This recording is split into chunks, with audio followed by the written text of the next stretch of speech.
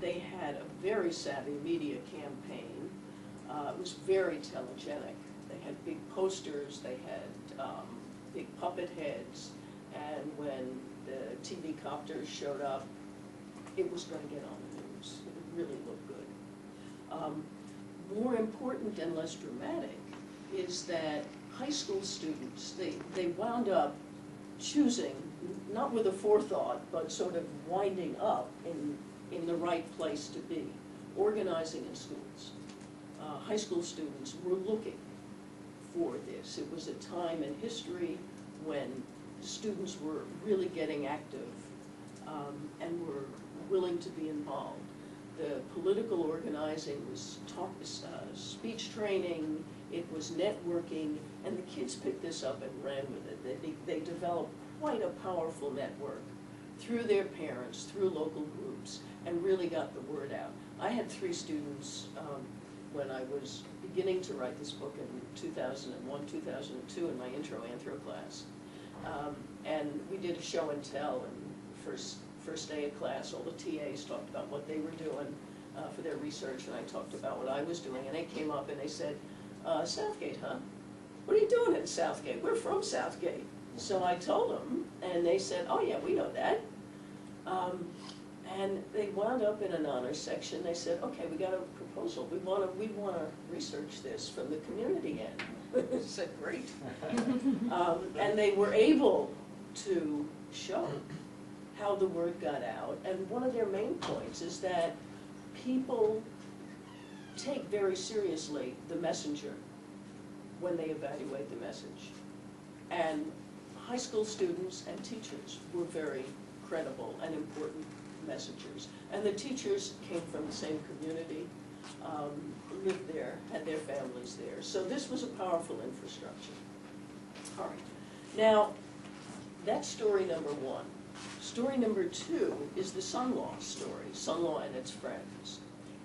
At one level, this is a story of Teamsters and Turtles, labor and environmentalists fighting the Goliath of really, really big power. And I say Teamsters and Turtles in the sense that this was the phrase that came out of the 1999 World Trade Organization protests that brought labor into a public position of supporting environmentalism. Now, here's Son Law's story, that they had really developed a much better system for controlling the emissions, lowering significantly the emissions of gas-fired power plants. Gas-fired power plants are the main kind of power plants that exist in California. That were their system to be installed on power plants, it would significantly clean California's air.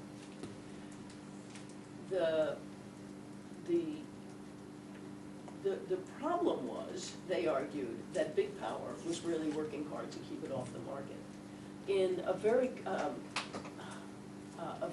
convoluted set of paths led me to agree with Son Law. I'm not going to go down them now, but there was quite a bit of evidence, both in terms of Senate bills governing the way air quality was managed, and in terms of the actual possibility of getting Son Law's emission control system installed, and the successes and lack of successes that lead me to believe that they were right. That big energy and its trade corporation, the so-called Clean Air Industries Board, was really pushing to keep the stuff off the market. And that in itself is a very interesting story. Now, what was pushing Son Law to put a plant in Southgate was that they wanted to get a demonstration-sized plant by which they could rally political opinion to push on the air quality management district. So that was, I think, what everybody agreed that they were trying to do. And they presented themselves, as I said, as a good corporate citizen and a green company. Okay, so when I followed this story, what I learned, Aside from the fact that I think they were right.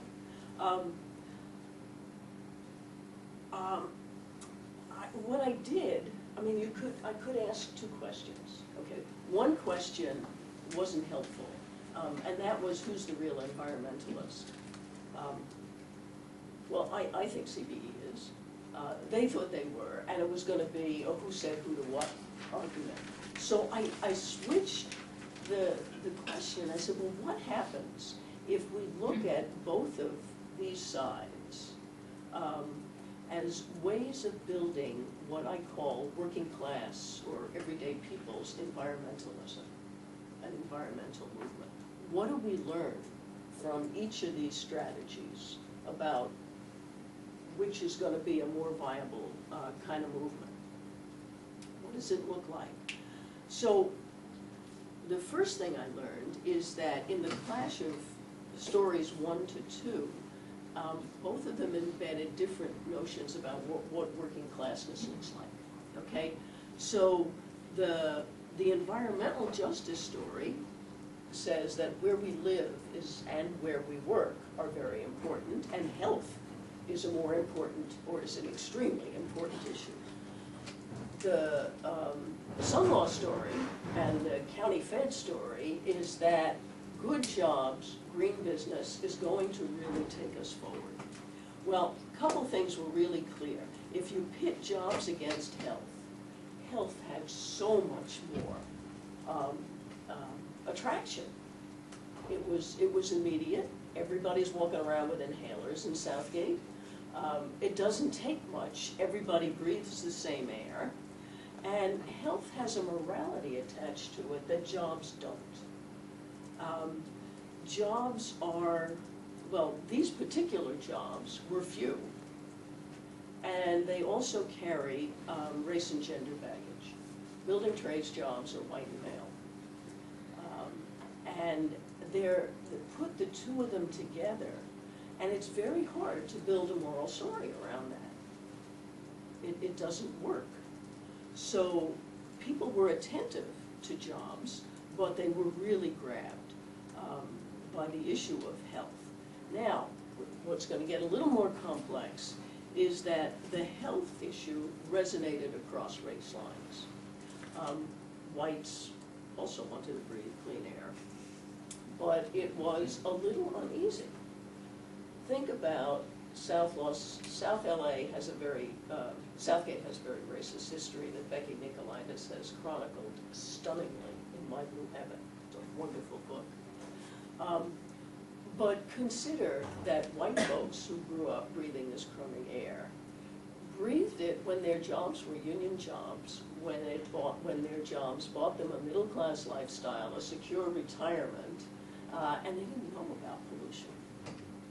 So, oh, we survived it, you know, it couldn't be that bad.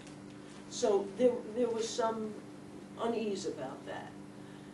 Now let's bring in the third story, the Albert Robles anti-corruption story. This is an enemy of my enemy is my friend. In the course of this environmental justice struggle, another struggle was building, and that was to get rid of this thing. And it became, by 2000, 2001, quite a grassroots mass movement in Southgate. So there are these two mass movements going along in uneasy sync. That story is that the treasurer was a crook, and we got to get rid of him, and it wasn't about the power plant, except when you ask people about the power plant, they would say, well, you know, it's a good thing. The city workers liked it. They hated Robles. They liked the idea of a union employer. Building trade certainly did.